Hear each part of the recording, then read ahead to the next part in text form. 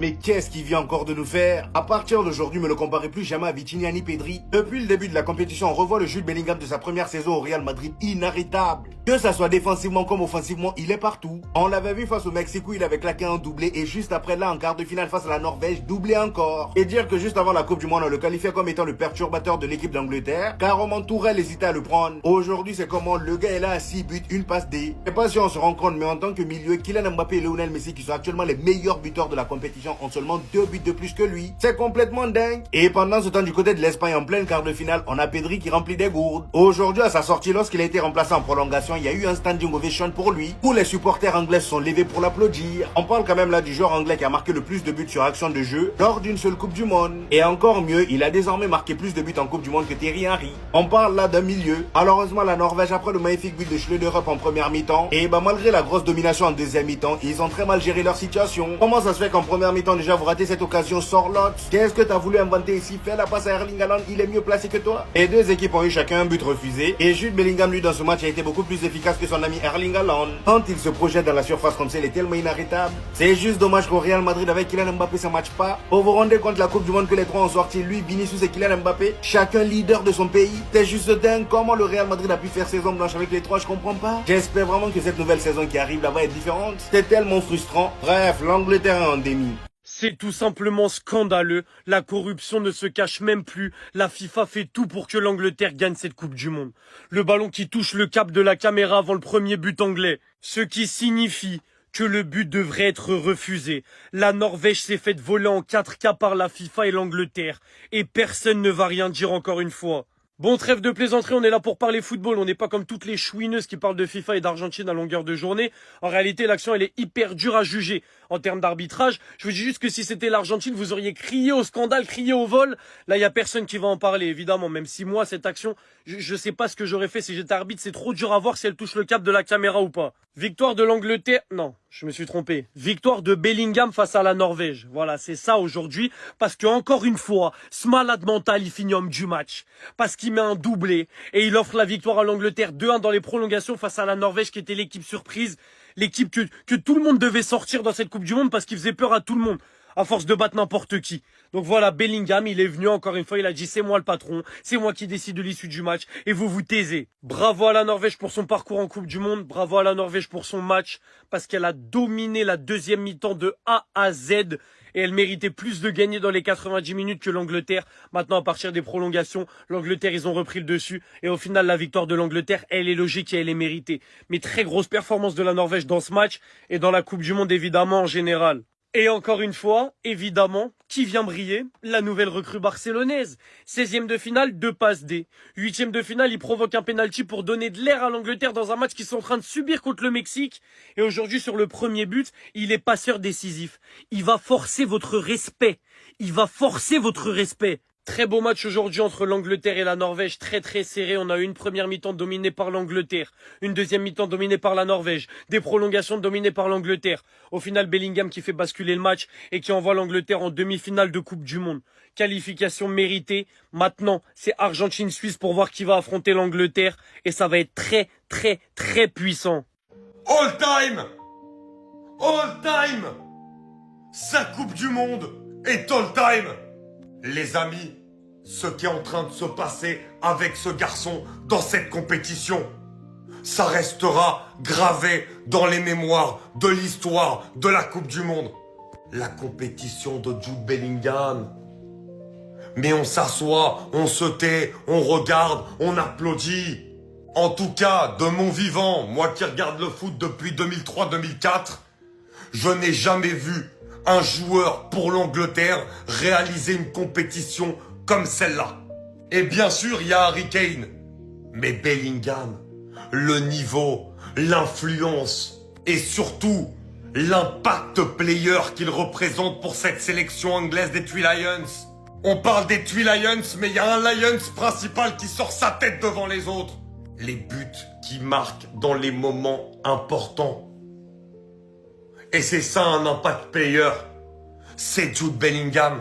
Dans l'enfer d'Azteca, lors du 8e de finale. Les 2 buts qu'il vient marquer alors qu'ils sont en train de manger la foudre en 1 minute.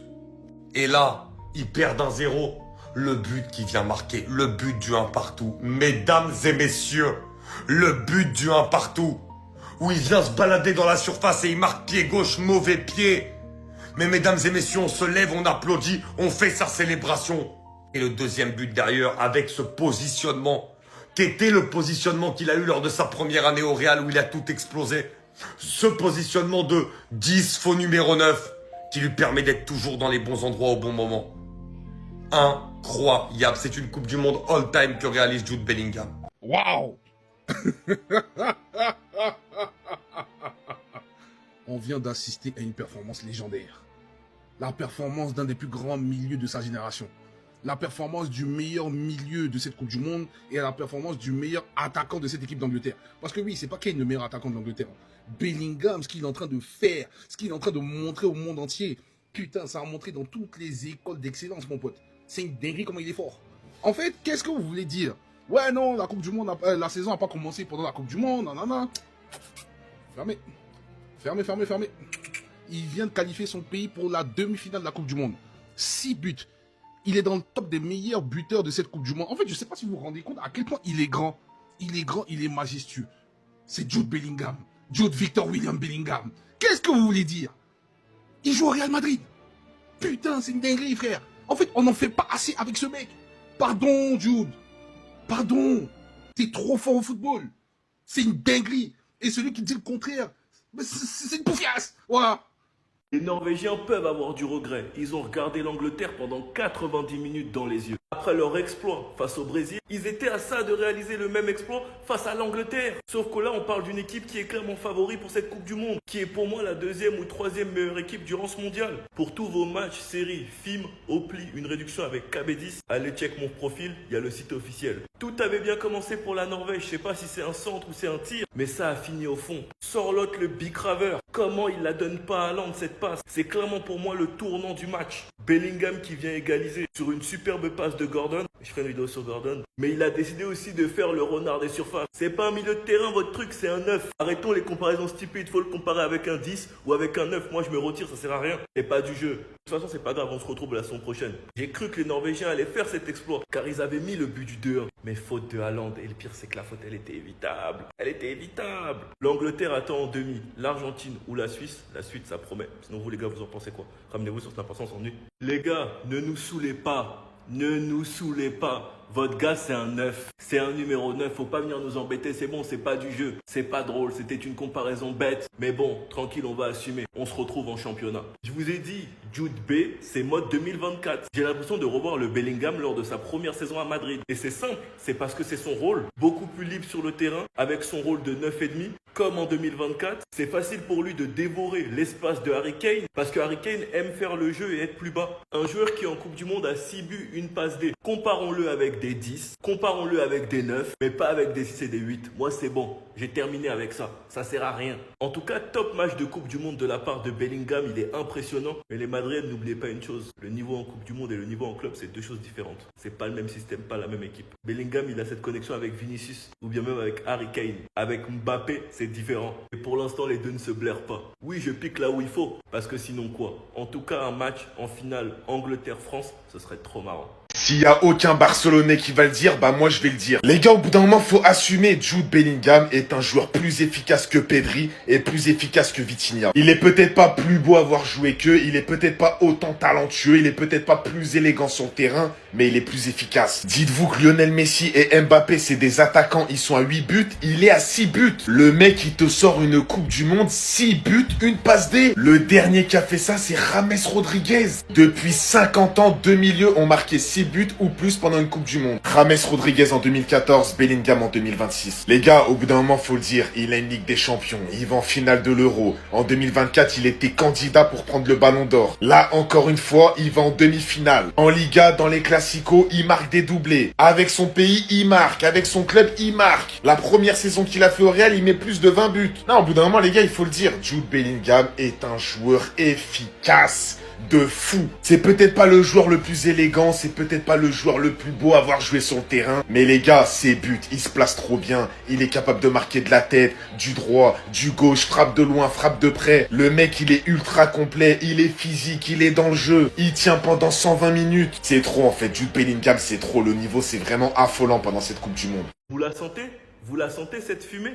Moi les gars, je veux la même énergie. C'est trop hypocrite et c'est trop facile. J'ai vu plein de vidéos, plein de tweets pour nous expliquer que le Barça, ils étaient débiles d'avoir payé le remplaçant en équipe d'Angleterre. C'est qui vient d'enchaîner les titularisations en étant décisif? C'est lui qui vient sauver l'Angleterre en étant game changer face au Congo, double passe D. C'est lui qui vient gratter un penalty à 10 contre 11 face au Mexique dans un moment important. C'est qui vient délivrer la passe ce soir à Bellingham alors que l'Angleterre était menée? C'est Gordon. Et dès que Gordon est sorti, on a vu la différence sur son côté. Tu lui laisses un tout petit peu d'espace, il finit dans ton dos. C'est lui dans cette équipe qui donne toujours les bons ballons dans la bonne zone et qui permet de débloquer les matchs. Moi, je veux la même énergie parce que sinon, c'est trop facile. Quand c'est pour cracher sur lui, vous êtes tous là. Mais là, depuis que Rashford il est bench, il n'y a plus personne. Et je me dis que ce mec au Barça, qui aura beaucoup plus d'espace car il pourra combiner avec Cancelo. Et en plus de ça, Yamal, il est pris à 7 là-bas de l'autre côté. Quand Gordon rentrera après que Rafinha ait fatigué tout le monde, il va se régaler. J'espère que vous comprenez mieux le choix de Flick maintenant. Sinon, vous les gars, vous en pensez quoi? Ramenez-vous sur Snap, on s'ennuie. C'est toujours sa faute, tu dis, hein. 1h49 du matin, je suis à moitié endormi, mais il m'a obligé à sortir de mon lit, allumer ma caméra et parler de lui. Parce que ce mec-là, quand vous dites quand c'est chaud dans le bendo, quand il y a les rigs, quand c'était chaud là, qui était là, c'était lui. Jude B. Il y a des mecs qui sont élus, hein. Il y a des mecs, on dirait, ils sont élus. Voilà, ça doit être eux et personne d'autre. Et ben, ce mec-là, c'est ça, en fait. Le mec peut jouer dans un double pivot, il est fort. Le mec peut jouer en numéro 10, il est fort. Le mec se projette. Le mec a même joué un peu neuf avec le Real en 23-24, il était fort. Tous les postes, il est fort. J'ai l'impression que toute la saison, il s'est préservé pour ce moment-là. Et je crois qu'il a 5 ou 6 buts. C'est complètement dingue la compétition qu'il propose. Il est presque injouable en finition, il est clinique. Il a une aura, il a une énergie positive qu'il n'a pas souvent au Real. Enfin, qu'il a payé cette saison en tout cas. Mais c'est dingue. Franchement, il emmène son pays sur son dos. Il passe les tours grâce à lui. Il met les buts qu'il faut. Il a même fait une passe D incroyable pour Kane. Malheureusement, il y a eu hors-jeu. Mais ce mec-là est totalement fou.